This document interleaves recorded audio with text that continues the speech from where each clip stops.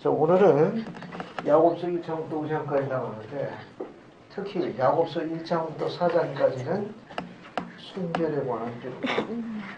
5장은 몰몬교에 나와 있는 비유 중에 가장 아름다운 비유 중에 하나예요. 감람나무의 비유를 공부하게 될 거예요. 오늘 시간이 허락된 법에 설명할 테니까. 자, 이상 야고보서 1장 지난주에 잠깐 설명했는데 오늘 조금 더 들어가 보도록 하죠. 자, 야고보서 2장을 봅시다. 1장을 지난주에 설명한 거니까 2장을 잠깐. 자, 2장. 자, 야곱이 이제 가르칩니다. 여기 가르치는데 우선 거기 야곱이 가르치는 것 중에 5절과 6절을 보세요. 5절과 6절을 보는데 5절에 하나, 둘, 셋, 넷, 네 번째 줄부터 봐요. 5절 네 번째 줄. 여기 보면은 어떻게 너희가 죄 가운데서 일하기 시작하고 있는가를 너희에게 말해줄 수 있으니 그 죄는 내게 심히 가증해 보일 뿐만 아니라 하나님께도 가증하다. 즉 이게 주님의 종이에서 입장에서 볼 적에도 아주 가증한 건데 하나님 보시기에도 심히 가증한 것이다. 그 죄가 뭐냐? 뒤에 이제 언급되고 있습니다. 자, 한번 봅시다. 그래서 5절부터 시작해가지고 8절까지 한번 읽어볼게요. 최종자님 6, 7, 8절. 6, 7, 8. 6, 7, 8. 참으로 내가 너희 마음의 간악함에 관하여 너희에게 증거해야만 하는 일은 나의 영혼을 슬프게 하며 나로 하여금 나를 지으신 이의 면전에서 부끄러움으로 움츠러들게 하는도다. 또한 내가 너희 아내들과 너희의 자녀들 앞에서 너희에 관하여 이토록 많은 담대함을 사용하여 말해야만 하는 일은 나를 슬프게 하는도다. 그들 중 많은 이들의 감정이 하나님 앞에 심히 다감하고 순결하며 섬세하니 이는 하나님을 기쁘게 하는 것이라. 또 생각하건대 그들은 하나님의 기쁜 말씀 곧 상한 영혼을 치료하시는 말씀을 듣고자 이리로 올라왔도다. 감사합니다. 지금 이런 내용을 이제 요약해 보게 되는 게 뭐냐면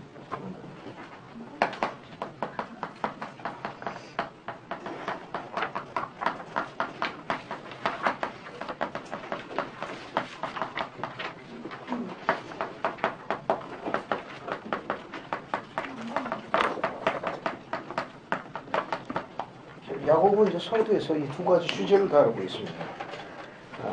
그래서 하나님께서 기뻐하시는 게 뭐냐? 야고보서 2장 28절에 다시 언급하고 있습니다. 앞에서 크게 있는데 뒤에는 더 이 문제를 확실하게 언급하고 있어요. 그 28절에 뭐라고 나옵니까? 하나님께서 기뻐하시는 게 뭐예요? 28절 첫 줄. 여인의 순결. 그러면 하나님께서 가정에 여기는 게 뭡니까? 간단해. 앞에다가 노마지고 불순결을 이야기합니다. 자, 그럼 조금 더 봅시다. 하나님께서 기뻐하시는 게 지금 순결인데 하나님께서는 어떤 딸을 기뻐하시는지 한번 찾아봅시다. 지금 최혜성 제가가 읽은 내용이 7절에서 한번 봅시다.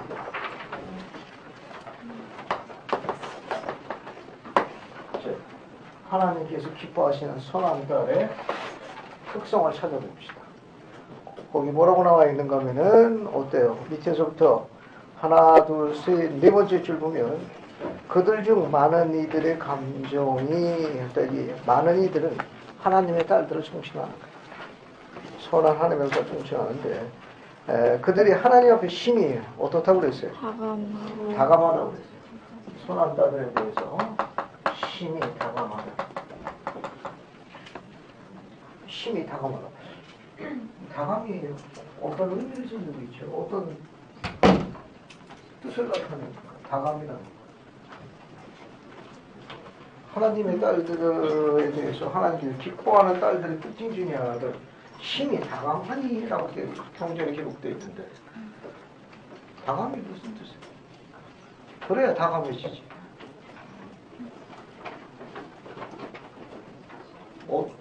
하나님의 선한 딸을 하나님께서 기뻐하시는데 이 선한 딸을 기뻐하시는 거예요.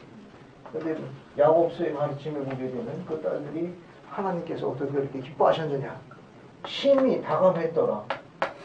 다감이 뭡니까? 이용하여 부드러운 것. 부드러운 것. 영문은 텐더라는 뜻이니까 좀 이야기하는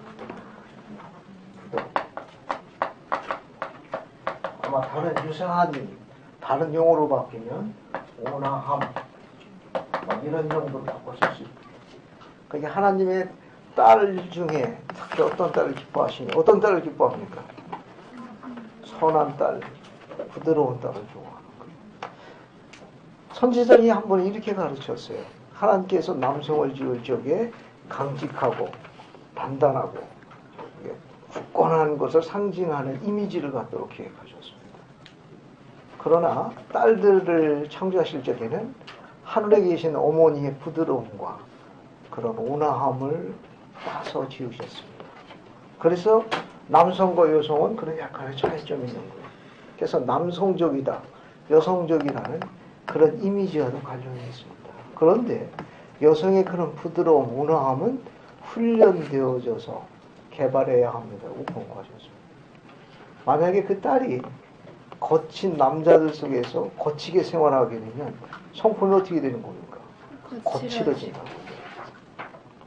그렇다고 뭐 실습하실 필요성은 없어요. 근데 확실한 것 중에 하나는 그런 부드러운 여성이 거친 사내들 틈에서 무질서 속에서 거칠게 생활하다 보게 되면 거의 비슷하게 거칠어진다. 거의 거칠어진다. 그 성품이 이제 바뀌는 거예요. 변질되는 거예요. 다감이라는 건 텐더라는 뜻인데 부드럽고 온화함 그런 뜻입니다. 그래서 여러분들의 손길이 굉장히 중요해요. 아플 때 아빠의 손길하고 엄마의 손길하고 어느 손길이 더 타치가 좋습니다. 또 뒤에 또 봅시다. 또 뭐가 나와 있습니까? 하나님께서 기뻐하는 딸의 또 특징이 순결. 쭉 볼게요. 그 다음에 또 뭐가 나와 있습니까? 섬세함이. 섬세함이. 이거 잡아봅니다. 하나님을 뭐 하시는 것이라? 기뻐하는 것이라. 섬세. 이 섬세라는 걸 조금 더 확장하게 되면 정숙함 정도로 봐도 괜찮아요. 정숙함. 이게 뭐 정숙함도 뜻이 좋고 또 다른 뜻으로 우아함도 좋고. 자, 이와 같은 성품들 조금 전에 이야기한 대로 부드럽고 순결하고 또 정숙하고 섬세하고 우아우아한 거 다 어떻습니까? 하나님께서 기뻐하시는 성품들이다. 야곱이 가르친 거 한번 검토해보면 도움이 될 거예요. 이건 개발하고 훈련해야 합니다. 뒤로 넘어갑니다. 뒤로 넘어가가지고 자, 우리가 부를 성취하는 방법이 있습니다. 이 세상에서 부를 얻는, 우리가 부를 얻는 합당한 경로에 대해서 가르치는 것이 있는데 아주 재미있어요. 우리가 언제 부를 얻을 수 있느냐. 우리가 다 그걸 원하거든요. 또 그걸 또 목표로 하고 있을 수도 있고. 그러나 하나님께서 원하시는 부의 경로는 뭐냐. 2장 18, 19절입니다. 2장 18, 19절. 그러나 너희가 부를 구하기에 앞서 너희는 하나님의 왕국을 구하라. 그리고 너희가 그리스도 안에서 소망을 얻은 후에 만일 너희가 구하면 부를 얻을지니 너희는 선을 행하려는 벗은 자를 입히며 줄인 자를 먹이며 잡힌 자를 놓아주며 병든 자와 고난당하는 자들을 구제하려는 의도로 그것을 구하리라. 감사합니다. 여러분 거기 18, 19절 다시 반복해 볼 테니까 눈여겨보세요. 하나님께서 기뻐하시는 부를 얻는 경로입니다. 거기 보면 그러나 너희가 부를 구하기에 앞서 세상에 부를 구하기에 앞서 먼저 뭘 구하라고 그랬습니까? 하나님의 왕국을 먼저 구하라는 거죠. 만약에 너희가 뭐 안에서 뭐를 얻은 후에 그리스도 안에서 소망을 얻은 후에 너희가 구하는 부를 하나님께서 허락할지니 이 내용은 무슨 내용입니까? 부를 구하기에 앞서 하나님의 왕국을 구하라. 그리고 너희가 그리스도 안에서 소망을 얻으며 너희가 구하면 부를 얻을지니 그분께서 기뻐하시는 부를 얻는 방법은 어떤 거라는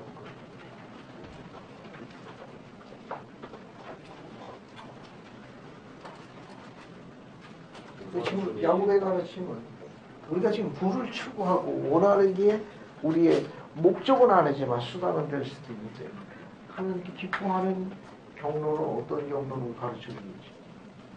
우선순위, 손정기는 우선순위 문제가 아니라 우선순위의 문제를 이야기하는데 결국 이 말은 뭐냐면 우리가 부자가 되고 안 되고는 결국 누구 뜻에 달려 있다는 겁니까? 하나님께서 도와주셔야 된다. 우리가 힘써 일해가지고 성취했다 하더라도 하루아침에 고도갈 수도 있다는 걸 아셔야 돼요. 주시는 것도 그분이고 고도가시는 것도 그분이고 그분이 우리에게 재물을 축복해가지고 우리가 그것을 향유할 수 있는 은혜도 자비도 다 어디에 달려있다는 거예요. 하늘에도 안 된다는 겁니다. 거둬가시는 것도 하시고 아무리 지키려고 해도 알겠습니까? 이건 이제 세상적인 표현 한번 써볼게요. 돈을 벌기 위해서 돈을 쫓아가는 것보다는 돈이 붙는 게 낫다. 그런 말이에요. 이해하셨지? 야, 돈을 아무리 쫓아도 잡지 못할 수가 있습니다. 그런 표현도 한번 검토해 볼 수 있어요. 부를 얻는 과정에서 기뻐하시는 것은 뭐냐? 하나님의 왕국의 유익을 위해 가지고 소망을 갖고 그런 부를 찾을 때 주님께서 그를 돕는다. 그런 말. 됐습니까? 지금 야곱의 가르침은 뭐냐면은 이 지상에 하나님의 왕국을 건설하고 하나님의 왕국에 강화하기 위한 그런 소망을 갖고자 한 그에 필요한 부를 갖고자 원할 경우에 더 많이 축복하신다. 이렇게 정리할 수 있어요. 그런데 하나님의 왕국을 뒤로 하고 오직 그런 세상의 부만 추구할 경우에 어떻게 하는 겁니까? 노력하는 만큼 얻을 수 있지만 지키는 것도 쉽지 않다는 것도 묘사합니다. 그렇죠? 그래서 우리가 진정한 부를 얻으려면 뭐하냐? 그리스도 안에서 소망을 얻고 또 그분의 왕국을 건설하고 가족을 보존하고 조국을 지키며 이와 같은 선한 뜻을 가진 적에 부를 더 많이 축복하신다. 이렇게 설명할 수 있습니다. 자, 그 다음에 이제 쭉 넘어갑시다. 쭉 넘어가가지고 이 불순결에 관계되는 것 중에 뭐가 있는가 하면 니파의 백성들이 고약한 논리를 폈어요. 그 고약한 논리가 불순결인데 아내 외에 다른 여인을 취하는 걸 경절을 빌미 삼아가지고 논리를 폈습니다. 그 예가 23절부터 24절까지예요. 그 23절부터 24절도 같이 한번 읽어보겠습니다. 그러나 너희의 더 큰 범죄로 인하여 하나님의 말씀이 나를 압박하는도다. 이는 보라, 이같이 주께서 말씀하시니라. 이 백성의 죄악이 자라기 시작하여 그들이 경전을 깨닫지 못하나니 이는 그들이 다윗과 그 아들 솔로몬에 관하여 기록된 것으로 인하여 계명을 범함에 있어 스스로를 변명하려 함이니라. 보라, 다윗과 솔로몬이 진실로 많은 처와 척을 두었거니와 그 일은 내 앞에 가증하였느니라. 주의 말입니다. 감사합니다. 니파의 백성들의 남자들이 다윗과 솔로몬의 예를 들어가지고 한 여자 외 다른 여자의 말을 버리는 것을 논리적으로 자신들을 합리화했습니다. 야곱을 그것을 비난했어요. 그러면 몰몬경에 나와 있는 니파의 백성들은 결혼 제도가 일부일체였습니까? 일부 다처였습니까? 일부? 다처였습니까? 일부 다처를 아직도 선호하시는 분들이 많은 겁니다. 자, 한번 경전을 뒤져보겠습니다. 27절 봐요. 자, 27절부터 27절 한번 봐. 27절부터 30절까지인데 이 손끝 한번 쭉 읽어보겠습니다. 이것도 내용이 약간 긴데 김재현 자매님 약간 긴데 28절, 27절부터 30절까지 한번 쭉 읽어봐요. 그런즉 나의 형제들아, 내 말을 듣고 주의 말씀에 귀를 기울이라. 이는 너희 중 아무라도 오직 한 아내를 둘 것이요 터분 하나도 두지 말 것이니 나 주 하나님은 여인의 순결을 기뻐함이라. 그리고 음행은 내 앞에 가증한 일이로다. 이같이 만군의 주가 말하노라. 그런즉 이 백성은 내 계명을 지킬지니라. 만군의 주의 말이니라. 그렇지 아니하면 그들의 영으로 땅은 저주를 받을지어다. 이는 내가 나를 위하여 자손을 일으키려 할 텐데 만군의 주의 말이니라. 내가 내 백성에게 명할 것임이니라. 그렇지 아니하면 그들은 이러한 것에 귀 기울일지라.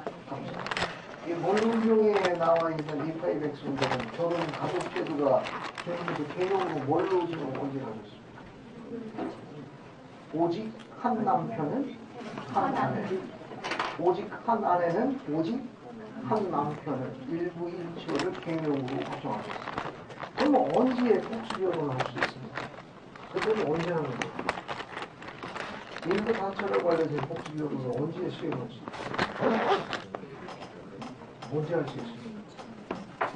조금 전까지 형제들이 생기를 내도 이렇게 갑자기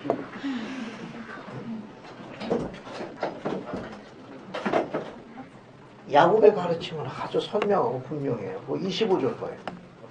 자, 25절 봅시다. 봤습니까? 네.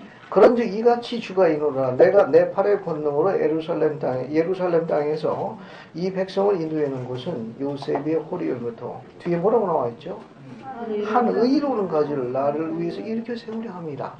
이 하나님께서 의로운 자손을 보존하기 위해 가지고 그분께서 필요할 경우 그분의 계시에 의해서 수행되는 거예요. 30절 내가 나를 위하여 자손을 할 때 그냥 자손이 아니고 의로운 자손을 일으키려 할 적에 만군의 주의 말이니라. 내가 이 백성에 명할 것이요. 이제 하나님께서 명하신 계시입니다. 계시로 의로운 자손을 일으키겠다는 그분의 계시에 의해서 주어질 경우만 복수교를 할 수 있어요. 허락된 범주 내에서 그분의 계시로 수행됩니다. 내가 내 백성에게 명할 것이요. 그렇지 않으면 그들은 일하는 것에 귀 기울이고 따르칩니다. 그러니까 하나님의 그런 계시가 없으면 기본 가족 제도가 뭐예요? 일부 일천. 그렇죠? 그런데 니파의 백성들의 남자들은 다윗과 솔로몬의 일을 들어가지고 많은 아내들의 마음을 상하겠습니다. 그걸 지금 하나님께서 뭐라고 이야기하시는 거예요? 승인받지 않는 거예요.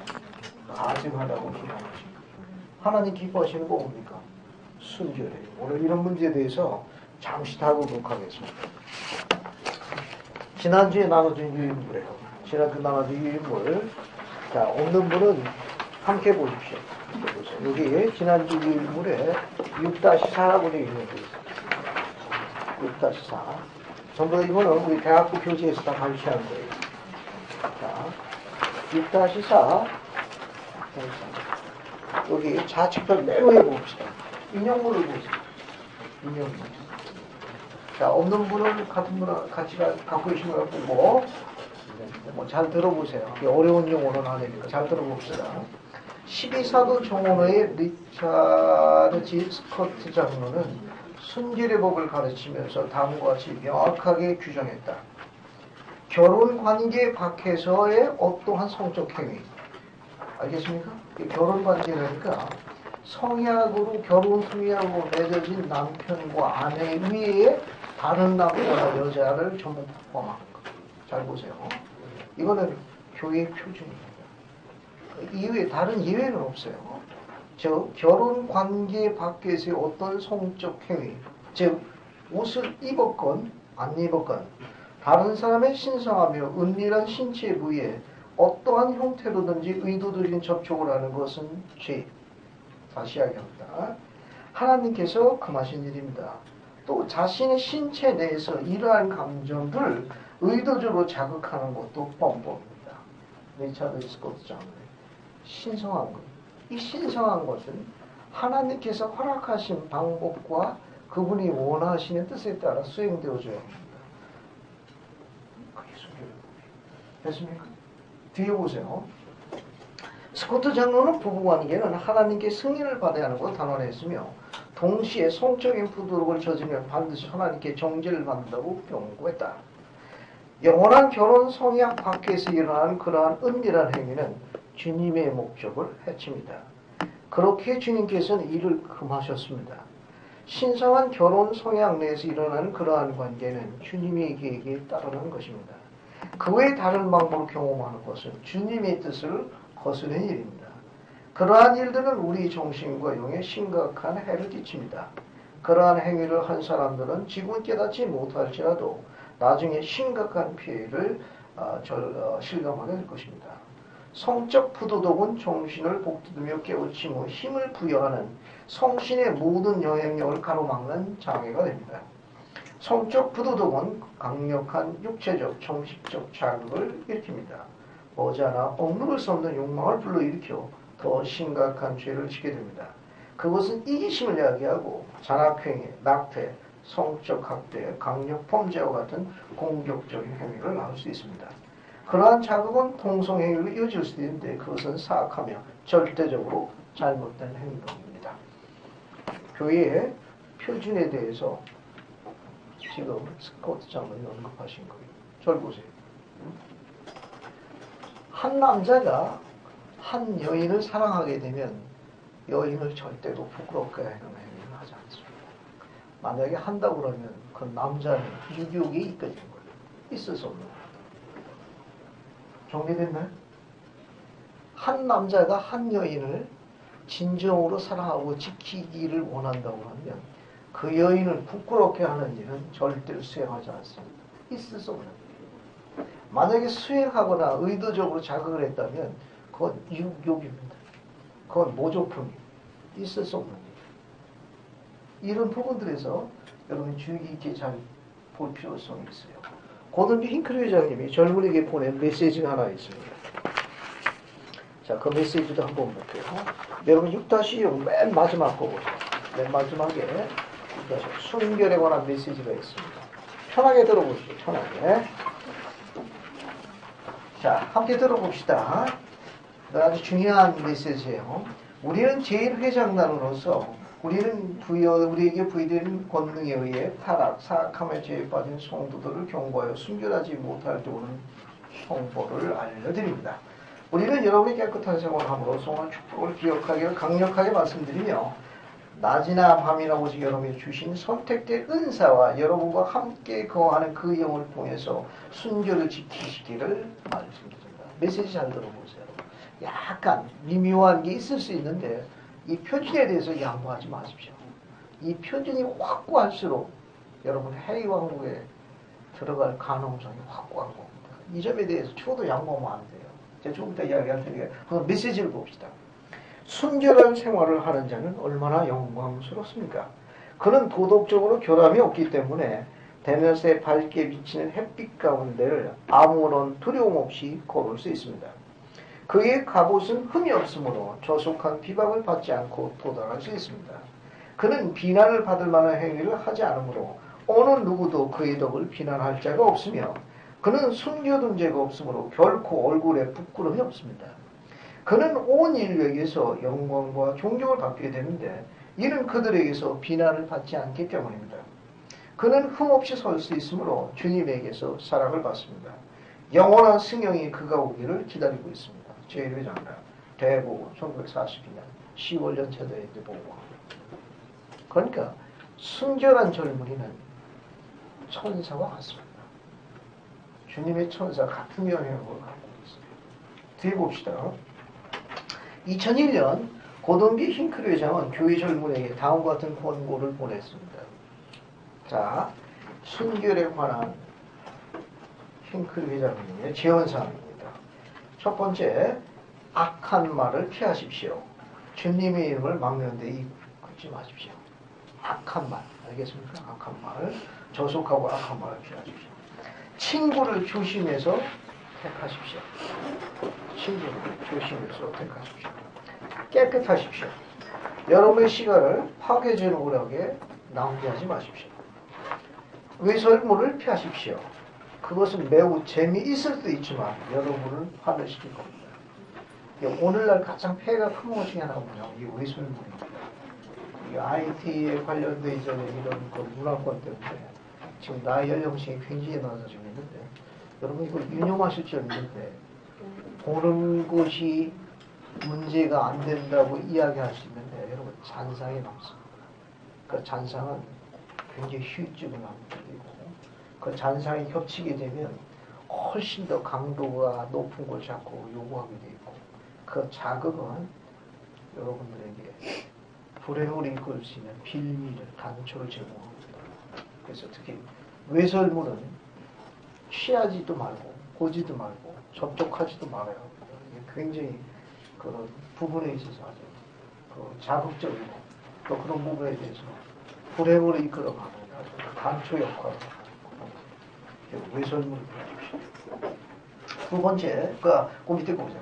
불법 마약, 그것들을 멀리하십시오. 교회는 어린 나이에 하지 않도록 권고하고 있습니다. 그러니까 너무 어린 나이에 청소년 시기에 이렇게 스테이딩 데이팅이라고 그러거든요. 이렇게 아주 너무 어린 시기부터 하는 것은 교회에서 권고합니다. 그 다음에 어린 나이에 여동은 아주 청소년 시기입니다. 한 명에 상당한 데이트를 하기는 좋은 비율을 선택할 가능성이 많다. 이 말은 뭐냐면 이 둘만의 시간이 너무 오른 나이에 아무도 모르는 장소에서 아무도 모르는 그런 은밀한 장소와 시간을 계속하게 되면 역시 슬픈 일로 끝날 가능성이 굉장히 높습니다. 그 다음에 즐거운 시간을 갖되 뭐라고 이야기했습니까? 애물을 멀리하십시오. 자제하십시오. 여기 애무라고 이렇게 나와 있는데 뭐 굳이 설명을 안 하겠습니다. 가벼운 스킨십으로 시작했는데 자주 반복되게 되면 강도가 높은 걸 요구하기 때문에 자제하기가 그 필요가 없습니다. 그래서 이런 아주 민감한 문제가 있는데 이렇게 설명하시면 됩니다. 아주 쉽게요. 백주 대낮에 부끄럽지 않은 거라면 수행해도 괜찮습니다. 근데 백주 대낮에 부끄러운 거라면 들여다봐야 합니다. 이건 선생님께 가르치는 내용이니까 주의 깊게 잘 살펴보십시오. 행위왕국에 들어가는데 가장 큰 흔들리게 하는 건 이 불순종입니다.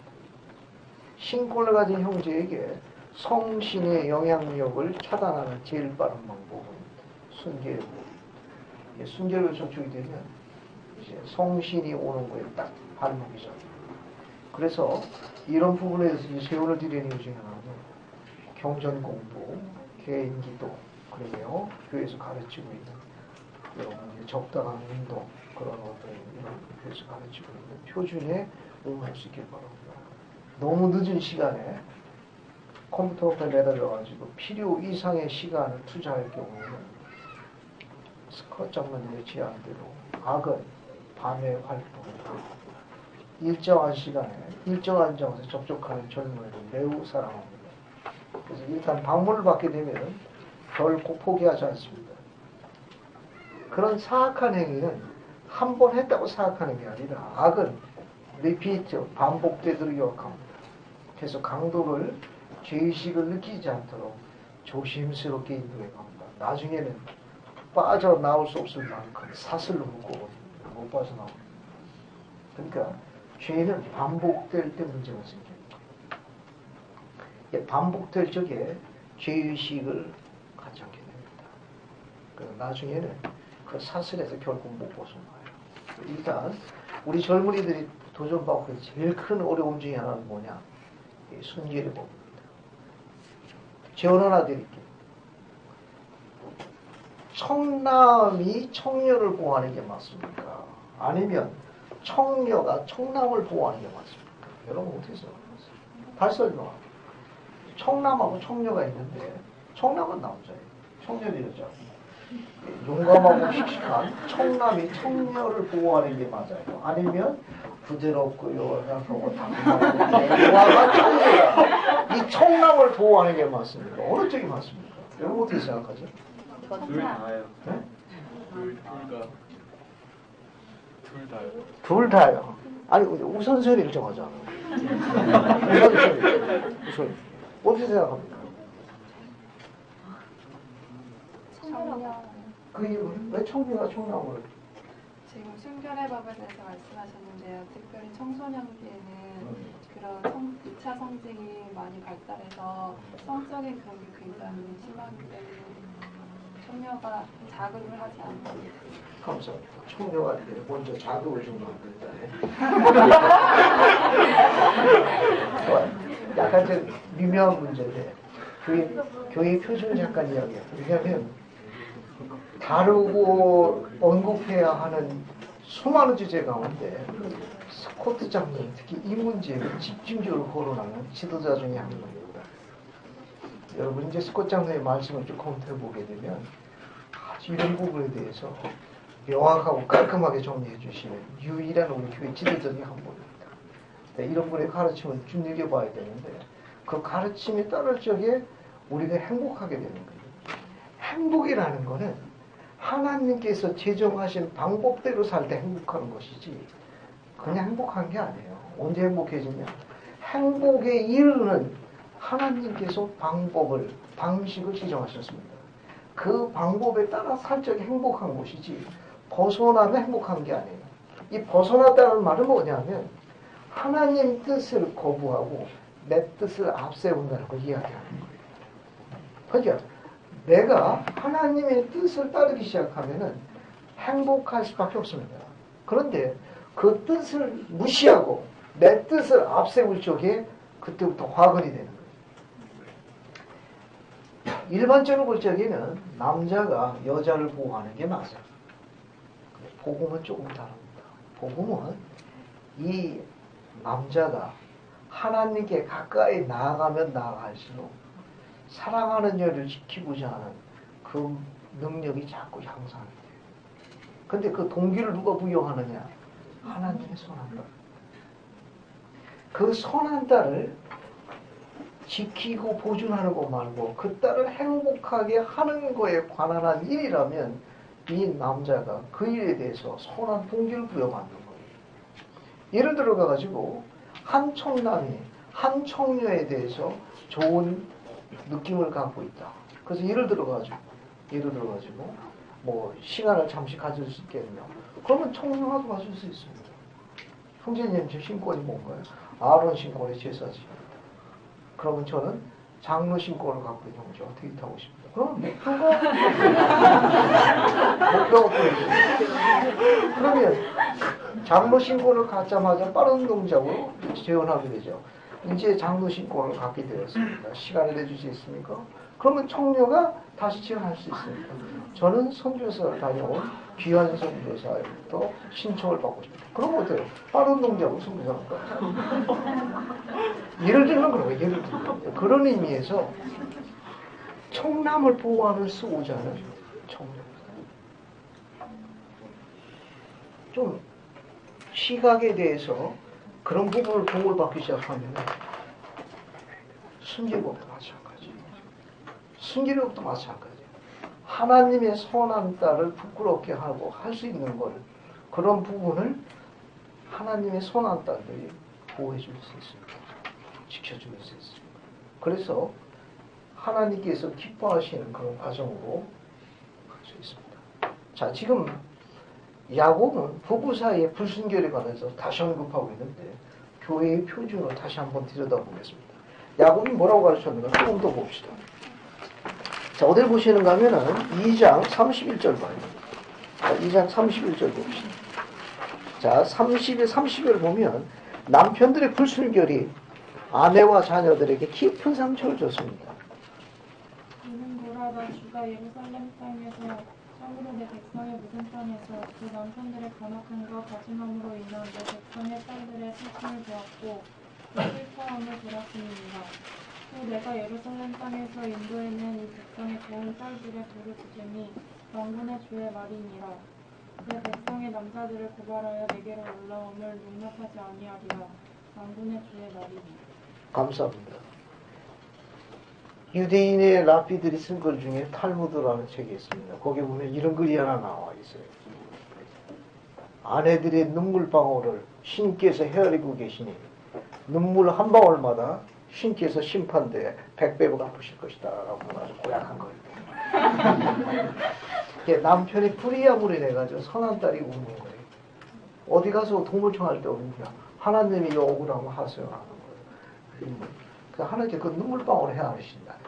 그래서 그걸 100배로 갚으시겠다고 했으니까 형제들이 몸조심을 하는 이유가 있어요. 뒤에 또 봅시다. 보라 너희는 우리 형제 맹인들보다 더 큰 죄악을 행하였도다. 너희는 너희 마음 좋은 아내들의 마음을 상하게 하였고 너희의 자녀들 앞에 보인 너희의 나쁜 본으로 인하여 너희 자녀들의 신뢰를 잃었나니 마음에 힘있으니 너희를 구발하여 하나님께 올라가느니라. 또 너희에게 내려오는 하나님의 말씀에 영접하심으로 인하여 많은 이들의 마음에 틀려 뜻을 산적이 있게 주었도다. 감사합니다. 여러분 거기 35절 세 번째 줄 봐요. 세 번째 줄 보면 조금 잠깐 더 들어봅시다. 너희는 너희 마음 고운 아내들의 마음을 상하니까 마음 고운 아내라고 번역되어 있죠? 영문이 텐더. 텐더다. 마음이 곱다는 건 뭐냐? 온화하고 부드러운 거예요.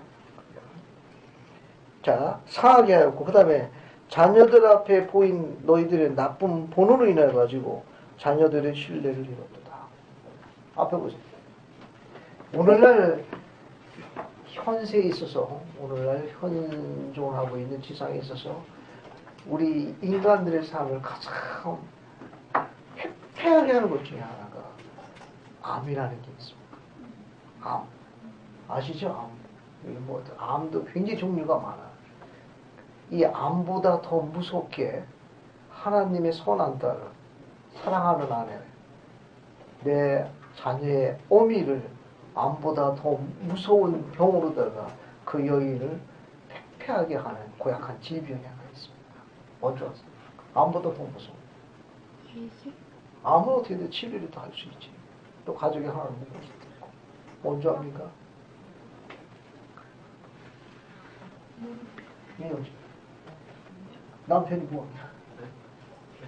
뺏어 정도. 앞에 보세요.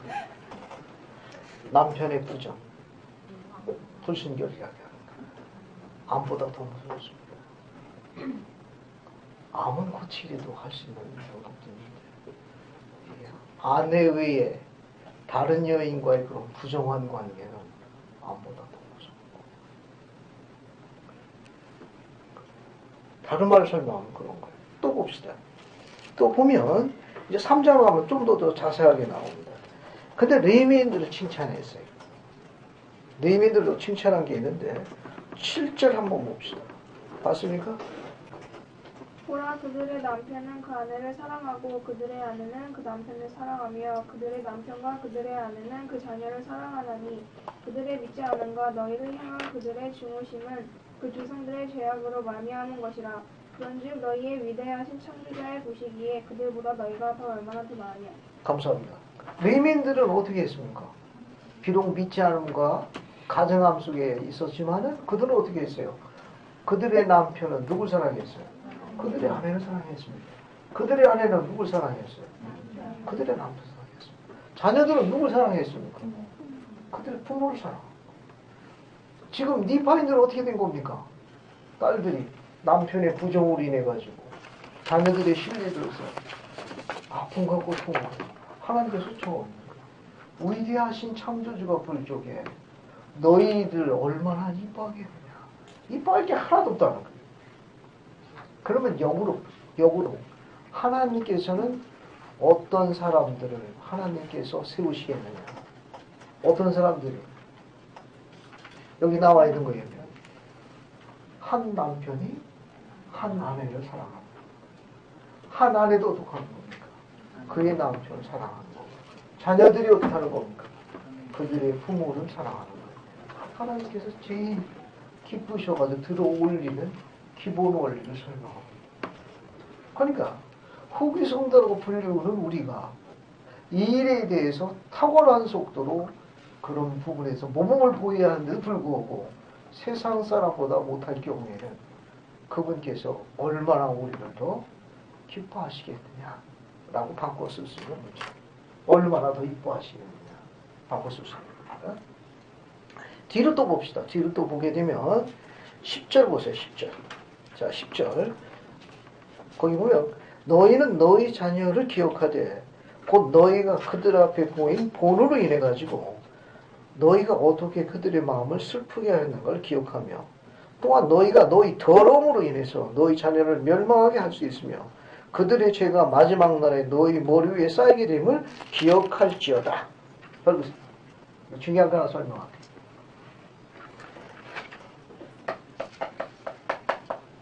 가장이 원래의 위치로 갈 적에 행복한 거. 우리가 이해하는 행복의 기초는 어디에 달려있는가 하면 가장이 자신의 위치를 벗어나지 않는 겁니다. 이 벗어날 적에 자라나는 자녀들이 보호를 받지 못하기 때문에 그 악이 답습니다. 악이 만연합니다. 또 다른 자라나는 세대들이 가정이 또 파괴됩니다. 또 분리되고. 그것을 해결할 수 있는 가장 기본적인 방법은 가장의 원래의 위치를 사수하는 것. 가장의 원래의 위치에 있는 겁니다. 족장과 축복 사이 발리로 올라가는 거예요. 그렇게 함으로 인해 가지고 가족을 보존하는 것만큼 행복의 기초가 없습니다. 중요한 원리인데 이제 유인물에서 가족선언문 여기 있죠? 이 가족선언문 여기 맨 마지막에 나와 있는 메시지가 가족선언문에 마지막 메시지가 있어요. 하나님께서 심판하시는 세 가지 이유를 설명하고 있어요. 그래서 여러분 지난주에 나온 유인물에서 한번 찾아볼게요. 자, 지난주에 유인물에서 한번 찾아볼게요. 우선은 6-5를 봅시다. 여기 6-5 위에 있는 인용문 빼고 중간 부분 보세요. 중간 부분. 중간 부분. 거기 보면 야곱은 리파인 남자들이 찾았어요? 네. 그냥 듣기만 하셔도 됩니다. 야곱은 리파인 남자들이 아내와 자녀들에게 잘못하는 것을 날카롭게 꾸짖었다. 후기의 지도자들은 그 종류가 어떠한 것이든지 학대에 대해 강력히 경고하고 있다. 제1회장단과 12사도 정원에는 가족선언문의 맨 마지막 문단에 나옵니다. 손결에 관한 성향을 어기거나 배우자나 자녀를 학대하거나 가족의 책임을 이행하지 않는 사람들은 언젠가 하나님 앞에 책임지게 될 것이다. 언젠가 반드시 그분의 앞에서 보고하게 될 거고 그분으로부터 형벌을 넣지 못할 거예요. 세 가지인데 그 중에 하나가 뭐다? 그 중에 하나가 뭡니까? 나중에 심판대에서 우리가 보고해야 돼. 누가? 가장이. 불순결에 관한 성약을 파괴하는 겁니다. 여기 보면 순결에 관한 성약을 파괴하거나 그 다음에 배우자나 자녀에게 어떻게 하는 거예요? 학대하는 거예요. 학대. 그게 또 뭡니까? 가족의 책임을 이행하지 않는 거예요.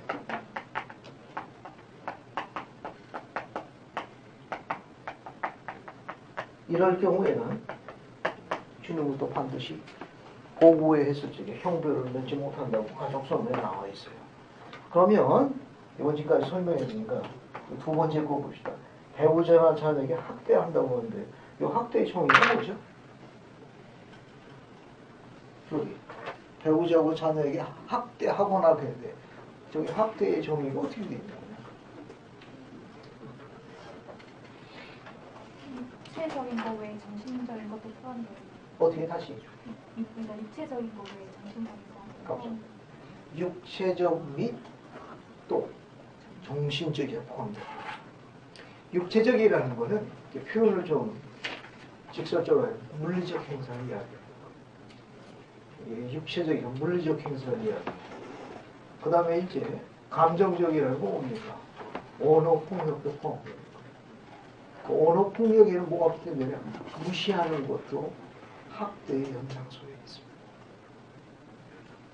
이 학대라는 건 육체적, 조금 전에 그런 정신적 포함됩니다. 육체적인 물리적 행사를 이야기하는 것. 그 다음에 이제 정신적이라고 이야기하는 것은 언어폭력뿐만 아니라 행동에 있어서 무시하는 것. 그것도 학대 연장소에 있는 거예요. 영혼을 말살시킵니다. 자, 그러면 그런 부분에 대해서 밑에 내용을 잠깐 읽어볼게요. 그 학대에 대한 연장선에 있는 내용 한번 들어보십시오. 나는 이렇게 자문했습니다. 교회에 벤슨 회장님이 하신 말씀이에요. 교회의 어떤 회원, 즉 하나님의 신권 수호자가 어떻게 그의 아내와 자녀 학대에 대한 죄를 범할 수 있을까? 신권 수호자가 그런 행동을 한다는 거의 상상할 수 없는 일입니다. 그와 같은 행동은 교회의 가르침과 예수 그리스도의 복음과는 상반되는 것입니다.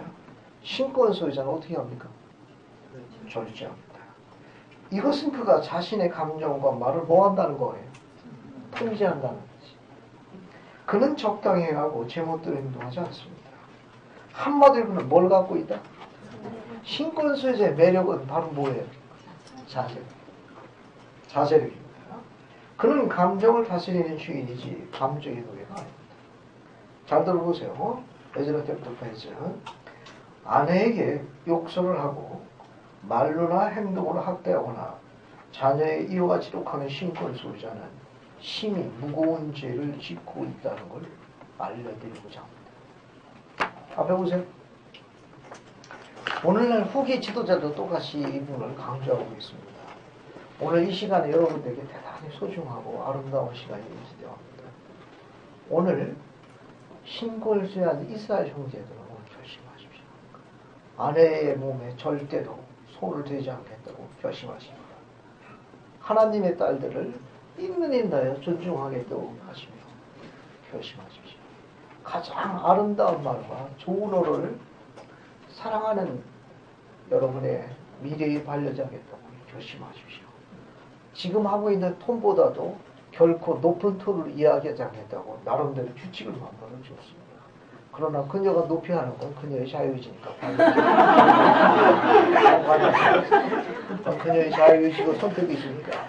그래서 좋은 규칙을 만드십시오. 두 번째, 아내의 톤이 높아지는 건 심장이 훨씬 더 강력하고 건강 상태가 양호하다라고 나름대로 시비를 논하지 마십시오. 나름대로 그런 규칙을 갖고 계시게 되면 세상에 그런 남자를 찾을 수 없기 때문에 아내가 그 남편에 대한 감사를 그를 낳아준 어미에게 감사합니다.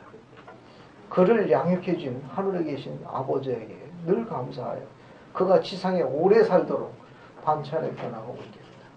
그리고 지상에 오래 살아서 남아있을 때 있도록 적극 협조할 거예요. 나중에 영국 문제도 있으니까 성의 표시할 겁니다. 나쁠 거 아닙니다. 윈윈하는 거예요. 자, 초점을 다시 모아보겠습니다. 결심해달라 하는 중요한 이유가 있어요. 어떤 형태든지 간에 아내의 잘잘못의 시비에 관련 없이 아내에게 손찌검하는 신권 소유자는 주님의 영을 소유할 수 없습니다. 주님의 영은 화평을 가져오지만 그리스의 것이 아닌 것은 파괴를 갖고 옵니다. 어떠한 상황이 있는지 그런 부분에 대해 가지고 논리적이나 시비를 벌여 하지 마십시오.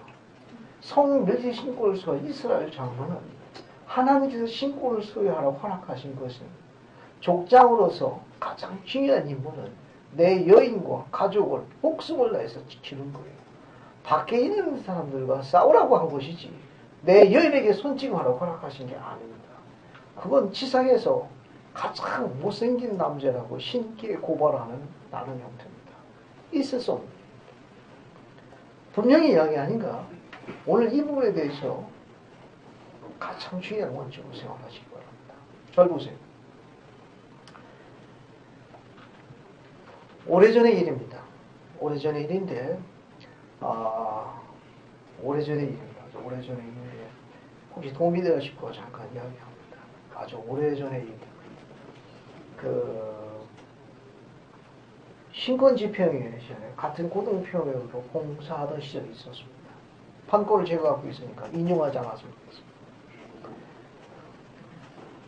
잘 아시는 한 분이 이제 저 가지고 가깝게 지내는 분 중에 한 분이 이제 제 옆에 앉았는데 파스 냄새가 진동하더라고. 얼마나 파스를 많이 쏘는지. 왜냐면 이 어깨부터 그냥 더덕덕죠.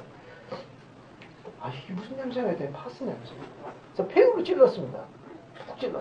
이게 웬 냄새요? 그랬더니 파스? 나중에 사연을 듣게 됐습니다. 그날 그 형제가 스테이크의 중요한 안건을 하는데 끝날 무렵에 스테이크 회장한테 자문을 구했습니다. 그 자문의 질문은 우리들의 집중을 구하기에 아주 흥미로운 주제였습니다. 회장님, 남편이 의로운 신권 소유자의 길을 갖고 있는 것을 익히 알고 있는 터, 그것을 빌미로 해가지고 알겠죠? 남편을 이제 긁을 적에 반항할 적에 순종하지 않죠. 뭐 그런 얘기가 됩니다. 예를 들면 그럴 때 기강을 세우기 위해서 물리적인 행사를 사용하는 것이 합당합니까라고 질문했어요. 그때 우리는 다 같이 이게 뭐야 또 갑자기 남편이 복음 가운데서 충실히 사는 걸 이미 알고 있기 때문에 하고 싶은 말을 막 퍼부는 경우에 그것을 통제하기 위해서 약간의 물리적 행사를 하는 것이 합당하냐라는 논리였습니다. 듣고 보니 오잉? 스테이크 회장님은 이렇게 하셨습니다. 그분은 경상도 사나이였어요. 그래서 선언을 하실 적에는 손을 드셨습니다. 마 했어요. 우리는 들으면 빠바사 아주 잠시 침묵을 하시더니 손을 드시면서 하늘을 가르쳤습니다. 그래서 마 하늘이 갈라지고 땅이 쪼개지는 한이 있어도 아내에게 손을 내시면 안 됩니다 라고 선언하셨습니다. 똑같이 정합니다. 여러분 중에 누군가가 그렇게 질문하면 저도 똑같이 답변합니다. 마 하늘이 갈라지고 땅이 쪼개지는 한이 있어도 후기 성도의 하나님의 남자들은 절대로 하나님의 딸에게 손대면 안 돼. 아시겠습니까? 이 일은 양보하지 않습니다. 그 일을 수행하는 순간 주님의 영은 여러분과 함께 하지 않습니다. 그는 그리스도의 사람이 아니에요. 세상 사람이지 하나님의 남자가 아닙니다. 우리 딸들의 성향을 맺은 건 그리스도의 사람, 하나님의 남자와 성향을 맺은 것이지 세상 남자와 성향을 맺은 게 아니에요. 다시 원점으로 돌아갑니다. 제게는 두 아들이 있습니다. 다 귀한 선교사에다가 조국을 지키는 훌륭한 젊은이들하고 이야기하는데 그 젊은이에게 어릴 때부터 훈련하는 게 하나 있습니다. 작은 이야기 하나 할게요. 여러분 여기 초등학교 저학년 때는 이제 그 남학생 와서 같이 앉지 않습니까? 그죠? 근데 우리 아이가 이제 저학년 때입니다. 좀 나중에 이야기 듣는 거예요. 짝꿍끼리 이제 앉는데 뒤에 있는 다른 남학생이 제 아들의 짝꿍 여자친구를 괴롭히니까 아들이 이야기한 거예요. 내 짝꿍 괴롭히지 말라고. 아주 이제 광에 일어나가지고 이야기한 거예요. 계속해서 괴롭히면 나도 너하고 이제 적당한 조치 취하겠다. 이런 식으로 아마 어필을 했는가 봐. 근데 이 여자 짝꿍이 감동을 받아가지고 또 엄마한테 이야기합니다. 엄마는 그게 또 감동이 돼가지고 제 아내에게 전화를 한 거예요. 아들들이 어릴 때부터 훈련한 게 있습니다. 무슨 일이 있었는가 하면은 제가 살고 있는 아파트 위층에 파일럿 조종사가 살았어요. 공군사관학교 장교 출신입니다. 그냥 뭐 외모나 미모는 내가 감히 부끄러워 나서기 어려워.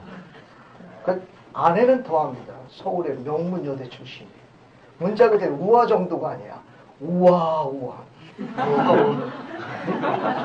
대체 대략 상황이 자, 그 집 큰아들이 제 작은 아들과 초등학교 저학년 때 학교 같이 다녔습니다. 둘이 같이 갔다 왔죠. 아내에게 들은 얘기입니다. 그 큰아들이 제 작은아들을 보고 이야기한 거야. 너는 내 아빠가 엄마한테 뺨 안 때리냐? 아니, 안 때리는데. 에이, 그럴 일 있어. 거짓말 하지 마. 왜? 그랬더니 아빠가 원하지 우리 엄마도 뺨 때렸다. 자주 때려. 그렇게 이야기하더라는 거예요. 그래서 아들은 집에 와가지고 야, 엄마, 친구가 그래. 그 얘기한 거예요.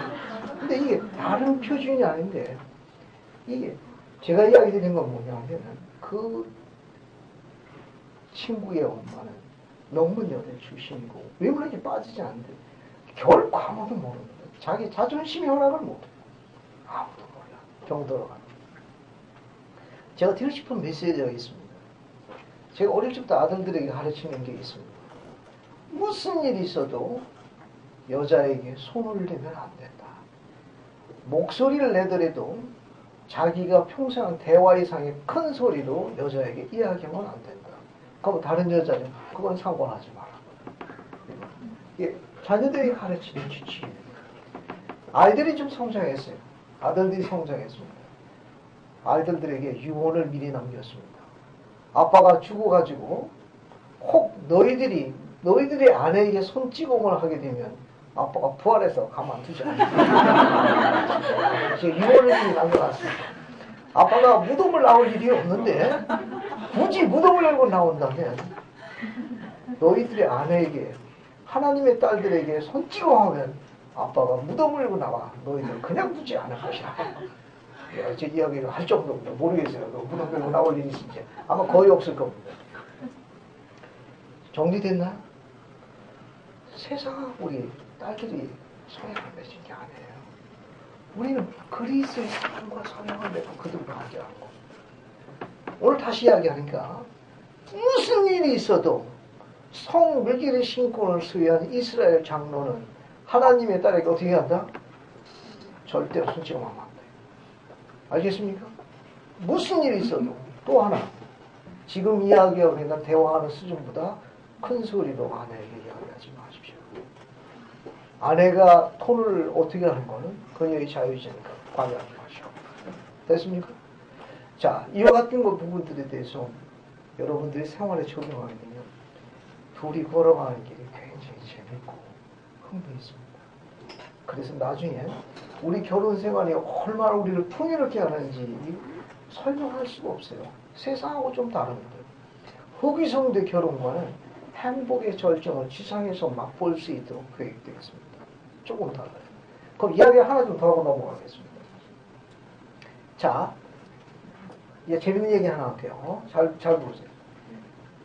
하나님께서 동산을 지시고 아담을 들여다 놓으셨죠? 그죠? 감남만 못 들어가야 되는데 갑자기 또 동산 얘기죠. 그러면 동산에서 아담이 혼자 있는 걸 보시고 하나님께서 뭐라 이르셨습니까?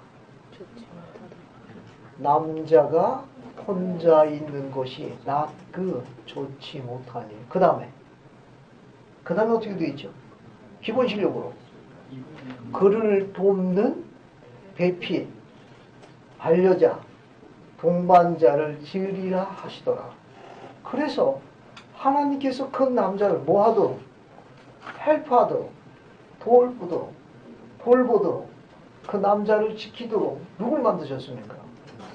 이분을 만들었는데 그 낫끝이라는 말이 있어요. 남자가 혼자 있어서 좋지 못하니 그 뜻은 남자가 혼자서는 온전하지 못하니. 잘 보세요. 온전하다는 건 뭐냐면 성령에 들어가는 일이라는 거예요. 남자가 혼자서는 성령에 못 들어가나니 누가 필요합니까? His wife. 아내가. 성령이라는 거는 동반자가 뭐 하도록? 성령에 들어가도록 헬프합니다. 돕는 거예요. 그러면 남편이 성령에 들어가려면 어떻게 해야 되죠? 아내가 뭐 하도록? 승용하도록 도와야 돼요. 그런데 그 아내를 손찌검을 한다고? 무시한다고? 성령 들어가기 바쁠 거예요. 이해하시겠습니까? 기본 원리는 그런 거예요. 왜냐하면 승용은 내가 들어가는 게 아니라 아내가 성령에 들어가도록 내가 도울 때 내가 성령에 들어가. 그게 내 힘이에요. 그거 성약을 맺은 거예요. 문장은 이렇게 되어 있습니다. 한 남자가 부모를 떠나, 그 다음에 어떻게 되어 있죠? 기본 실력으로 한 남자가 부모를 떠나 그 아내와 뭐하여? 연합하여 그 아내와 합하여 둘이 뭐가 될지로다? 하나가 되는 거예요. 다시 설명합니다. 남자는 때가 되면 부모를 떠날 준비를 해야 되는데 잘해야 합니다. 직업을 준비해야 하며 그 아내를 지키기 위한 성품의 성숙함을 갖춰야 하고 자제력과 필요한 모든 부분들을 준비해야 합니다. 그래야 이제 부모를 떠나는 거예요. 부모를 떠나서 누구와 연합해요? 아내와 연합하여 그 아내와 연합하여 둘이 하나가 돼요. 신께서 태초에 남자에게 하신 말씀입니다. 이 연합하여라는 뜻은 히브리어 원동사의 뜻은 무엇인가 하면 어떤 뜻인가 하면 그 여자 곁에 가장 가까이 머물러 그 여인에게 떨어지지 말고 그 여인을 지킬지니라는 히브리어 동사예요. 이게 연합하라는 뜻이 뭐냐 하면은 남자가 지상에서 맺는 성약 중에 가장 중요한 성약이 바로 그 성약이에요. 결혼 성약. 결혼 성약은 아내와 연합하는 성약인데 그 연합하는 성약이라는 건 그 여자 옆에 가장 가까이 머물러 그녀 곁을 떨어지지 말고 그녀를 뭐 하는 겁니까? 승용에 이르도록 지키는 것을 연합이라고. 그렇게 맺는 성약을 결혼 성약이에요. 그런데 열매를 누가 먹었죠? 이브가 먹었죠. 그죠? 이 중간 과정 생략하겠습니다. 이건 뭘 이야기하는 거면 하나님의 딸들이 갖고 있는 직관력에 대해서 용기에 대해서 묘사하고 있는 겁니다. 우리 태초의 어머니가 그 직관력에 대한 용감함을 보이지 못했으면 오늘날 이 어떻게 됐죠? 동산에 아직까지도 아담 혼자서 이리 뛰고 저리 뛰고 우찌에 나만 뛰어가서 끔찍한 상상입니다. 자, 원점으로 갈게요. 그 다음에 엘로힘께서 지상에 동산에 방문해가지고 아담을 불렀죠. 아담아 아담아 보세요. 아담이 어떻게 됐습니까? 범법했는지라 어때요? 나무 뒤에 숨어가지고 상황 이해하시겠죠? 아버지께서 이야기했습니다. 누가 너보고 벗은 것을 가르쳤느냐? 누가 먹지 말라는 나무를 먹도록 했느냐? 이제 정리하겠어. 여러분들에게 결혼성에 대한 포인트예요. 아담이 나무 뒤에서 이렇게 답변했습니다. 사연은 이렇게 되어 있어요. 하나님께서 내게 주사, 그죠? 아담이 달라고 했나? 아니, 아담이 달라고 거기서 파워 벌리고 들어가 뭐 데모하고 그랬냐고. 동산에서 안 주면 일 안 할래요. 나 아담 안 할래요. 그렇게 했냐고. 그럴 필요 없어. 그냥 기록이 맞는 거예요. 하나님께서 내게 주사. 제가 달라고 했습니까? 하나님께서 내게 주사. 그리고 뭐라고 이야기했습니까? 하나님께서 내게 주사. 당신께서 함께 하라 하신 다른 여자? 그 여자가 열매를 먹어. 내가 달라고 했나? 그 여자가 내게 줌으로 제가 먹었나요? 문장은 그렇게 되어 있어요. 요약해 보겠습니다. 하나님께서 내게 주사 나와 함께하라 명하신 그 여자가 열매를 먹어 그 열매를 내게 주니 제가 먹었나이다. 하자 있어요? 하자 없어요. 있는 그대로 상황 보고 간 거니까. 근데 듣는 느낌은 어때요, 우리가?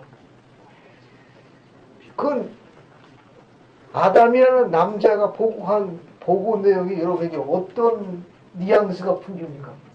그거 내 남자거든. 어떤 느낌이 들어요?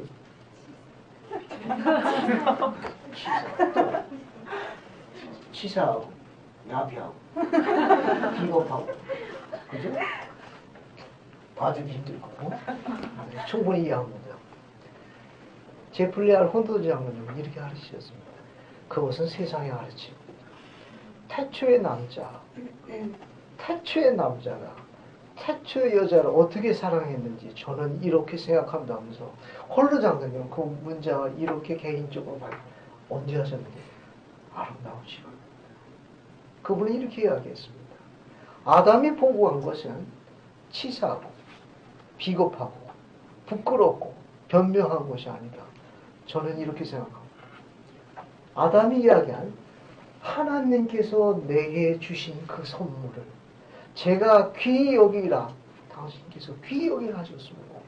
당신께서 그 여자 가장 가까이 머물러 떨어지지 말고 귀히 여기라 하셨고 그리 지키도록 요구하셨을 때 제가 기꺼이 성약을 맺었는데 이 여자가 그만 열매를 먹어 제 곁을 떠나게 되었습니다. 그러나는 저는 아버지와 성약을 맺은 대로 하나님께 주신 이 선물을 귀히 여기고자 그 여자 곁에 가장 가까이서 떨어지지 말라 그 성약을 맺었고 저도 그 여자가 가장 가까이 머물러 그녀와 함께하고자 제가 열매를 먹었나이다. 통촉하시옵소서 라는 문장. 그게 맞는 거예요. 거기에 이브가 열매를 먹었어요. 그 중에서도 너무 큰 걸 먹었어요. 이런 거 얘기한 게 아니에요. 그런데 자기는 3분의 1 먹고 저는 3분의 1만 줬어요. 이런 적이 하나도 없어요. 그 여인의 심이나 잘 되는 건 하나도 없습니다. 아담은 성약을 자신의 그 부분에 대해서 이야기했습니다.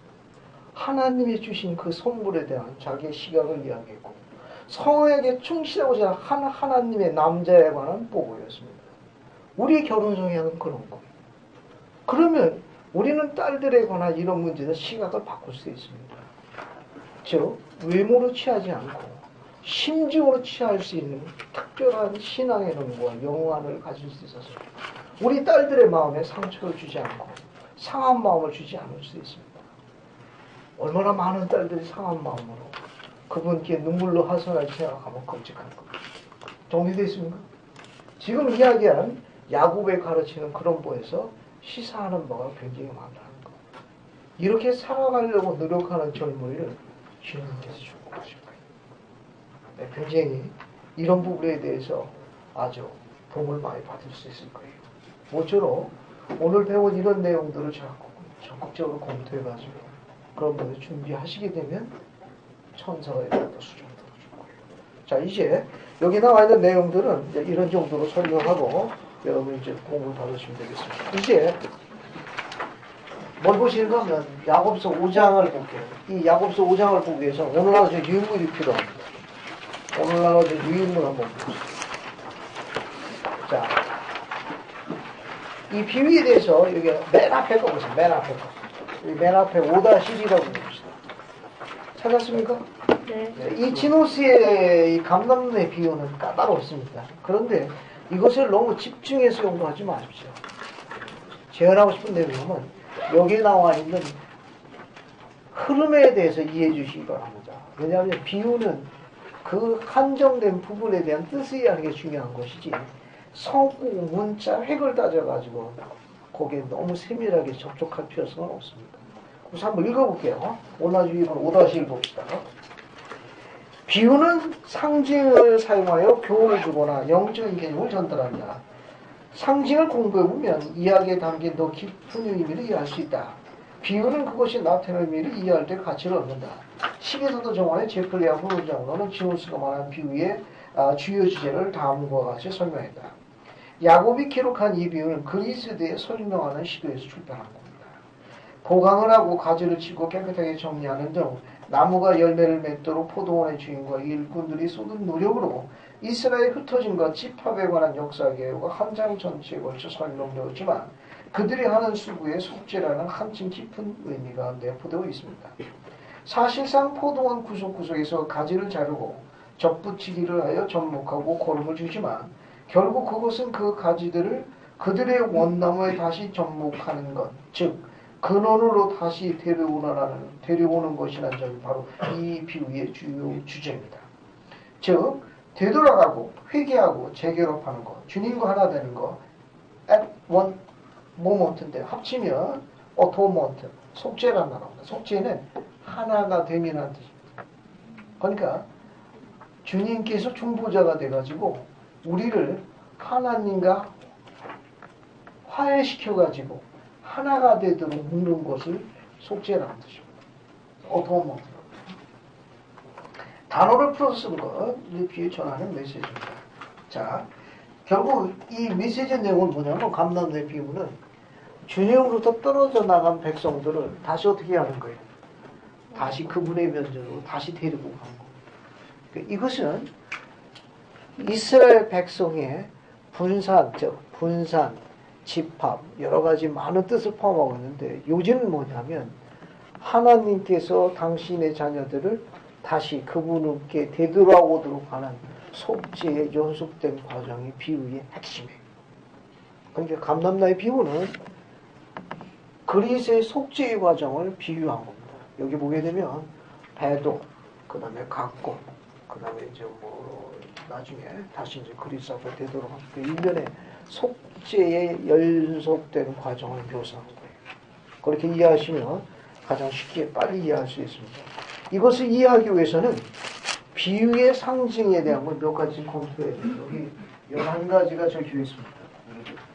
상징, 이 11가지에 대한 상징을 이해하고 성구를 읽으면 좀 도움이 될 거예요. 그래서 포도원, 가꾼 감람나무, 들감람나무, 가지, 가꾼 감람나무의 뿌리, 나무의 열매, 둘레를 파고 가지를 치고 걸음주는 가지를 옮겨시면 접붙이기, 썩는 가지, 가지를 뭐 불에 던져놓은 이런 상징에 대한 의미를 좀 이해하면 도움이 될 거예요. 유인물 오다시하를 봅시다. 유인물 오다시하를 보세요. 봤습니까? 유인물 오다시하 보세요. 거기 보면 자 포도원은 뭘 상징해? 세상을 상징해. 가꾼 감람나무. 이스라엘의 집, 주님의 성령의 백성을 가꾼 감람나무. 그 다음에 들 감람나무는 이방인이나 이스라엘에 속하지 않은 민족들을 언급해요. 또 배두한 이스라엘도 들감람나무로 묘사합니다. 가지는 뭘 나타내요? 백성의 무리를 나타내요. 가지.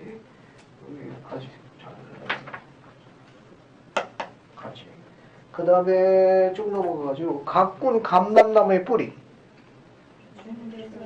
이 뿌리는 거기 나와 있는 대로 주님께서 자녀들과 맺으신 복음 소약과 약속, 그 다음에 충실한 사람들에게 힘과 생명을 제공하는 끊임없는 원천. 나무 열매는 인간의 삶과 또는 행위를 통치하는 표현입니다. 그리고 둘레를 파고 가지를 치고 걸음을 주는 일. 뭐라고 되어 있습니까? 자녀들이 순종하여 훌륭한 열매를 맺을 수 있도록 그들을 설득해서 주님의 노력, 즉 선지자들의 성역을 총칭하는 거예요. 성역, 주님의 종들의 성역을 총칭하는 거예요. 가지를 옮겨 심은 백성들이 온 세상에 흩어짐 또는 그들을 원래 있던 곳으로 되돌아오게 함. 접붙이기, 영적 거듭남을 통해 성역에 참여하는 과정이 접붙이기. 썩는 가지, 간악함과 배도를 상징합니다. 가지를 불에 던져놓은 뭘 이야기하죠? 하나님의 심판을 상징합니다. 여기 보세요. 이 감람나무는 뭘 상징한다고 그랬죠? 원래 감람나무. 이스라엘 백성은 상징합니다. 근데 이스라엘 백성이 오랜 기간 동안에 주님 안에서 보호받아가지고 생활하게 되면 그들이 점점 고목이 되네 시간이 흐름으로써 주님께 충성했나요? 배도하기 시작했어요. 그러니까 배도하기 신걸 뭐라고 했는가 하면 썩기 시작했다고. 썩기 시작했어요. 배도하게 되면 썩기 시작하게 되면 주님께서 그들을 심판으로 징벌하셨어요. 형벌을 허락하셨어요. 그 형벌이 뭐냐? 전쟁. 전쟁으로 잘라냈습니다.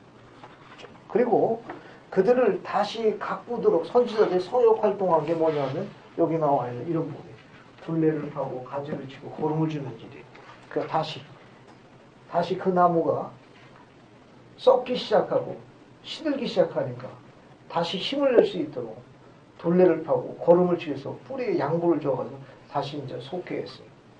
그리고 썩은 가지를 잘라내고 이런 썩은 가지를 잘라내고 다른 이 감람나무의 특징이 뭐냐면 일단 시들기 시작해서 다시 생성하려고 그러면 야생 감람나무 가지를 접붙이기를 해야 뿌리가 힘을 솟아가지고 이게 양분이 위로 가는 특징을 갖고 있습니다. 흥미있죠. 그래서 이렇게 잘라낸 이 부분에는 야생 감람나무 가지를 이방인들을 접목시켰습니다. 그 이방인들이 복음을 받아들여가지고 어떻게 되는 겁니까? 어떻게 되는 거예요? 양자 형식으로 하나님의 백성이 되고 다시 번성하는 거. 그런 걸 묘사하는 겁니다. 그리고 하나님께서는 또 어떻게 하셨는가 하면은 이 공목이 썩기 시작할 적에 의로운 가지들을 지상 여러 군데다가 두셨습니다. 이 포도원을 비유해요. 그래서 그 원래 감람나무지에서 좋은 가지들을 더 시들기 전에 그 가지들을 분리해가지고 포도원 여기저기에다가 옮겨 심었습니다. 그 샘플 중에 하나가 뭔가 하면은 누가 있습니까? 몰목용과 관련되어 있다. 뭐가 있어요? 리아 일행이 어디로 갔습니까? 미리로 갔죠. 어떻습니까? 사악한 배경 상태 있었 중에 가장 의로웠던 한 가지를 그룹을 어때요? 다른 포도원에 갖다 심은 거예요. 그것도 마찬가지예요. 이처럼 이거는 주님만 아시는 것으로 언급되어 있어요. 그래서 이 원감나무 이스라엘의 작은 그룹들을 포도원 각 이 지상 곳곳에다가 그분이 아시는 옮겨서 심었습니다. 그래서 촉박한탕 더 척박한 땅. 또 나무 가지만 볼 텐데 이 가지는 더 이상 언급이 안 돼 있어요. 그러니까 우리는 모릅니다. 뭐 잊어버린 연집한지 잘 몰라요. 어쨌든 더 이상 언급이 안 돼 있다는 거. 그 다음에 가장 좋은 땅은 뭘 이야기하냐면 미대륙을 이야기해요. 미대륙이 옮겨옵니다. 그래서 이제 그리스 시대에 들어가가지고 이 부분에 있던 나무들이 다 잘 자랍니다. 다 잘 자라는데 척박한 땅에 있는 곳에 나무가 20대인 것도 잘 자라고 더 척박하도 잘 자라는데 막상 좋은 땅에 심겨졌던 나무는 어떻게 되는가 하면 어떻게 돼 있어요? 한쪽은 네이민인들이 생겼고 한쪽은 누가 생겼습니까? 니파인들이 생겼죠. 그래서 좋은 열매도 맺혔지만 뭐도 맺혔어요? 나쁜 열매도 맺혔습니다. 그래서 그리스도께서 미대륙을 방문했나요? 방문해가지고 어떻게 됩니까? 여기가 잘려나가게 되고 어때요?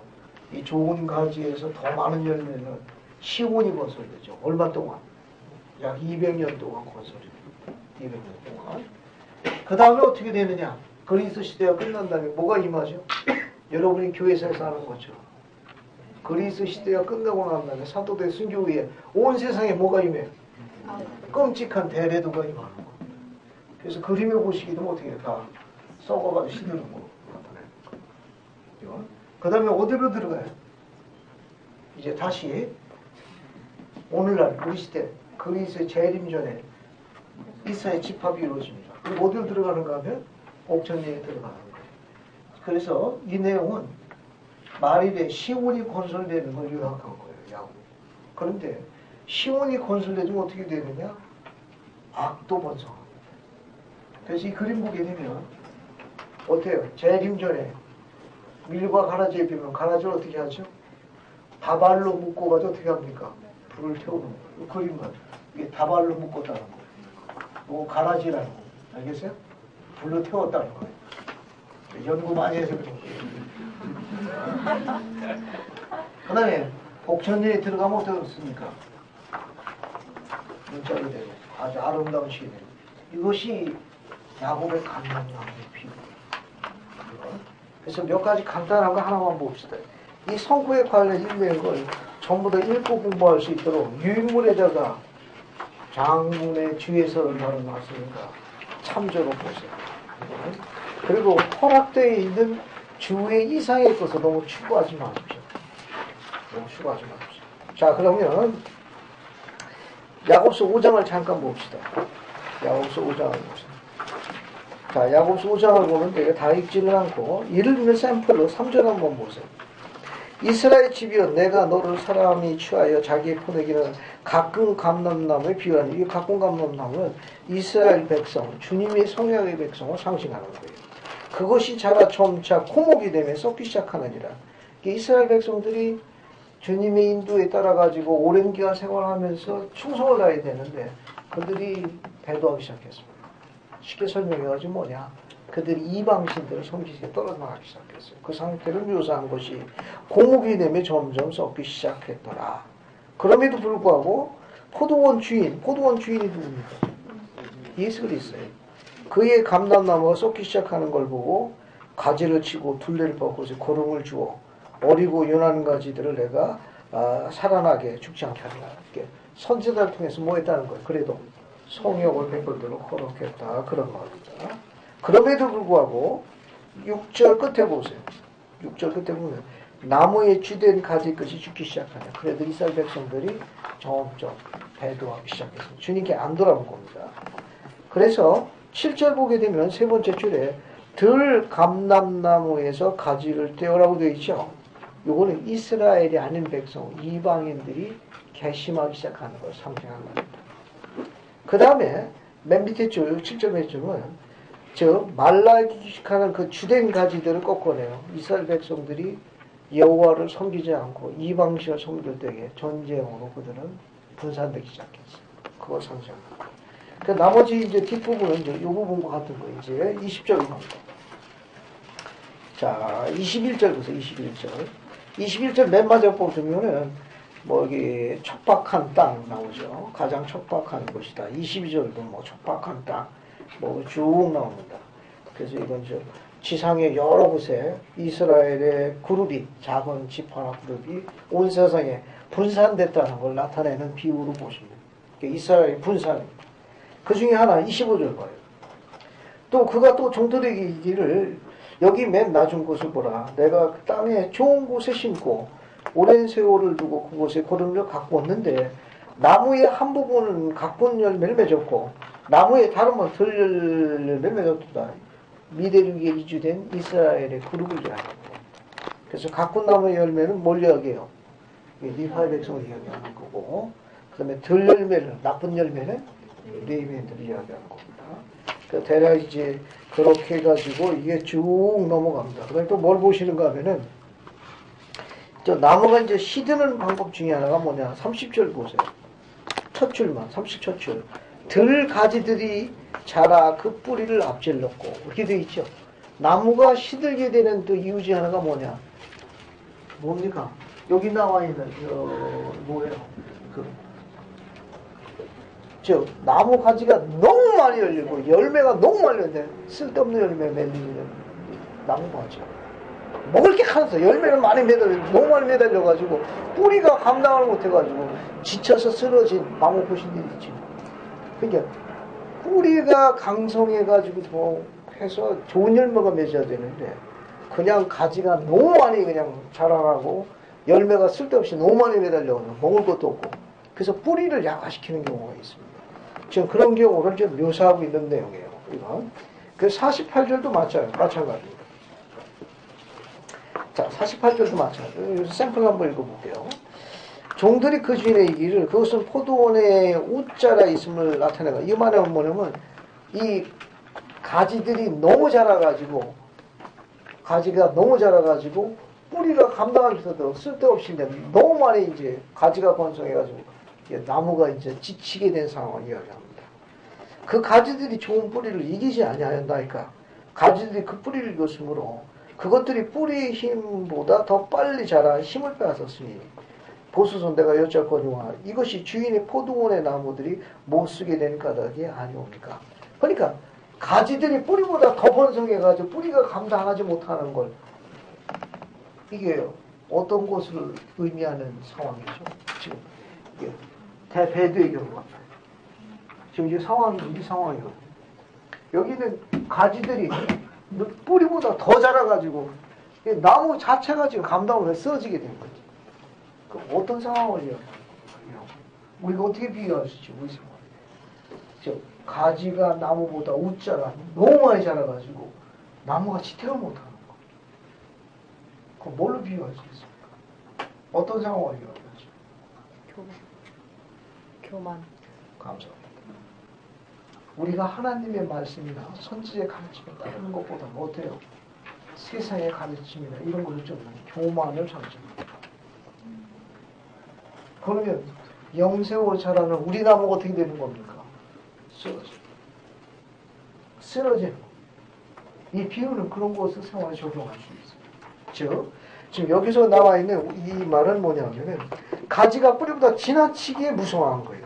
이건 뭐냐면 우리의 교만을 인해 가지고 복음이나 하나님의 말씀이나 선지의 가르침에 따라서야 되는데 세상 것을 탐닉하는 과중된 현상을 비교한 것으로도 적용할 수 있습니다. 그렇죠? 그러니까 나머지는 이제 쭉 보세요. 쭉 보세요. 66절 다 끝났습니다. 66절 봅시다. 봤어요? 네. 자, 66절 요거 한 절만 하고 정리할게요. 이는 내가 내 포도원의 나무들을 잃기 때문에 내게 슬픈 일이라. 그런즉 너희는 좋은 것이 자라는 데 따라서 나쁜 것을 쳐내서 뿌리와 줄기의 끝에 힘이 동등하게 되도록 하되 좋은 것이 나쁜 것을 이기고 나쁜 것이 지켜 불에 던지어 내 포도원에 땅을 버리지 않되기까지 그리할 것이라. 66절 여기 보세요. 우리가 포도원을 가꾸는 일입니다. 포도원을 가꾸는데 어떻게 되는가 하면은 뿌리와 줄기가 뭐하게 자도록 동등하게 자라도록 하는데 뭐 할 때까지 이 일을 멈추지 말라는 거예요. 좋은 것이 나쁜 것을 이길 때까지 쉬지 말라. 그런 거예요. 이 감람나무에 또 다른 비유는 뭐가 있는가 하면은 뿌리가 못 자라가지고 나무가 지금 시들어서 죽게 돼 있는 거예요. 그럼 어떻게 됩니까? 나쁜 가지들을 쳐내야 돼요. 근데 가지가 지금 너무 많아. 포기하지 말고 뭐 하는 겁니까? 좋은 가지가 나쁜 가지를 이길 때까지 뭐라는 겁니까? 계속 나쁜 가지 쳐내라. 그래서 뿌리와 좋은 가지가 동등하게 힘을 얻을 수 있을 때까지 나쁜 가지들 쳐내도록 하라. 66절에 또 다른 하였는데 우리는 어떻습니까? 똑같이 적용하는 거예요. 좋은 가지가 나쁜 가지를 이길 때까지 힘써 노력해요. 잘 보세요. 이것도 우리에게 어떤 목표를 주죠? 좋은 가지가 나쁜 가지를 이길 때까지 계속 쳐내고요. 우리에게 뭘 적용할 수 있습니까? 우리에게 어떤 목표를 줄 수 있어요? 요약해 보겠습니다. 우리가 하나님을 따른다 하더라도 그리스도를 따르겠다고 성약을 맺는 순간 우리가 성도가 됩니다. 성도가 되는 길은 그리스도의 삶을 따라가게 해서 성약이기 때문에 우리 주 그리스도께서 지상에서 편리한 삶을 사셨나요? 불편하셨습니다. 그분이 외로우셨나요? 엄청 외로웠습니다. 말할 수 없이. 그분의 삶이 고단했나요? 말할 수 없었습니다. 오죽하면 그렇게 해야겠습니까? 공중의 새도 처소가 있고 여우도 굴이 있지만 인자는 머리 들 곳이 없도다. 외로움의 극치를 묘사한 겁니다. 그게 우리도 그런 외로움 속에 있을 수 있어요. 그 고통과 아픔을 피해갈 자가 없는 거라는 것도 묘사하고 있습니다. 우리가 그리스도의 길을 닮아가고 걸어가는 이 성도의 길은 성야의 길은 편리함이 보장되어 있지 않다는 거예요. 즉 그런 과정 중에 오는 고통을 피해가기는 어렵습니다. 때로는 아주 불쾌한 일도 있을 수 있고 어떤 일에 소망한 것에 대한 성취감으로부터 늦어지는 오는 좌절감이 있을 수 있습니다. 그것이 나의 우둔함과 미련에서 오는 것보다는 제3의 경우에 의해서 오는 아픔도 있을 수도 있습니다.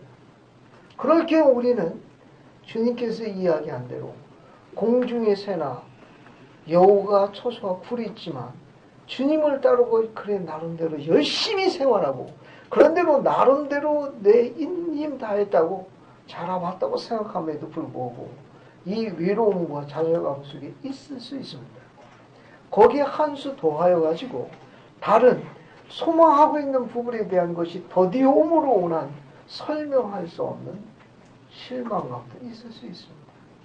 때로는 최선을 다해서 봉사했음에도 불구하고도 공식적으로 불쾌한 대접을 받을 수도 있습니다. 그럴 경우에 상황이 두 가지 있을 수 있어요. 그것을 분노하거나 비판하거나 짜증을 내는 경우도 있을 수도 있지만 다른 경우는 어떻습니까? 그런 경우도 있을 수 있지만 그것이 불편하고 힘들고 우리를 찾아내기 어려우면 그래도 나름대로 할 수 있는 건 다 한 거예요. 그래도 내 형편에서는 지금 과하다고 할 만큼 뒤로 밀었음에도 불구하고 오는 대접은 짜증날처럼 힘든 시각과 불쾌한 사태에 진전합니다. 그런 경우에 스스로 자신에게 분노할 수도 있고 또 그런 것을 비판하고 비난적이 될 수도 있는 할 수 있음에도 불구하고 어떻습니까? 그분을 향한 소망을 더욱 키워서 더 분명한 비전에 대한 신앙의 눈을 갖고 용기와 새로운 힘을 가지고 원기왕성하게 맞서서 용감하게 생활하는 것. 좋은 것이 나쁜 것을 쳐낼 때까지라고 적용할 수 있습니다. 좀 시각이 정리됩니까? 아마 이와 같은 그런 하나님의 선한 아들과 딸들이 있을 수 있습니다. 그 상황에 따라 두 가지 반응이 나타날 수 있어요. 자신에게 심하게 분노하고 또 그런 부분에 대해서 불쾌함에 대한 설명할 수 없는 외로움과 짜증은 있을 수 있으나 그분이 살아계시는 것과 소망을 다시 갖는 것, 분명한 비전을 다시 세우고 힘과 용기를 그분께 구하고 그것을 어떻게 합니까? 신앙으로 용감하게 맞서서 원기왕성하게 싸우는 거예요. 어떻게 할 때까지? 좋은 게 나쁜 것을 쳐낼 때까지. 됐습니까? 야고보서 3장 1절 읽읍시다. 야고보서 3장 1절. 자, 야고보서 3장 1절 봅시다. 봤습니까? 네. 자, 야고보서 3장 1절. 그러나 보라부터 내려 보내실 것이라. 됐죠? 시작하면 박자와 리듬부터 같이 있습니다. 준비됐나요? 네. 자, 시작하면 가십니다. 자, 시작. 그러나 보라 너의 야곱은 마음이 청결한 너희에게 말하고자 하노라. 굳건한 생각으로 하나님을 바라보고 두터운 신앙으로 그에게 기도하라. 그리하면 그가 너희의 고난의 때에 너희를 위로하실 것이요 너희의 사정을 변호하사 너희의 멸망을 꾀하는 자들 위에 공문을 내려보실 것이라. 감사합니다. 아직 덮지 마세요. 굳건한 생각으로 하나님을 바라보고 두터운 신앙으로 그에게 기도하라. 그리하면 그가 너희 고난의 때에 너희를 위로하실 것이요. 또 뭐 하신다 했습니까? 너희 사정을 변호하사. 그죠? 2절 봅시다. 2절. 오 너희부터 가할 것 이민이라까지 같은 방법으로 다시 읽습니다. 준비됐나요? 네. 자, 시작. 오 너희 마음이 청결한 모든 자여 너희 머리를 들고 하나님의 기쁜 말씀을 받으며 그의 사랑을 쫓기시 하며 즐거워하시더라. 이는 만일 너희의 마음이 굳건하면 영원토록 그리하여도 말할 것입니다. 감사합니다. 야곱의 가르침이에요. 만일 너희 마음이 굳건하면 영원토록 하나님의 사랑을 받는 것이 허락될 것임입니다. 라는 말씀. 주님은 마음이 청결한 자를 찾고 계십니다. 그런 상황이 있는 것은 그분이 다 아십니다. 여러분의 사정을 다 아십니다. 변호할 수 있기를 원하고 계십니다. 좋은 것이 나쁜 걸 쳐낼 때까지 두터운 신앙으로 그분께 구하고 그분을 바라보며 용감하게 다시 맞서는 거예요. 다음 주까지 생존해서 돌아오십니다. 예수 그리스도 아멘. 아멘.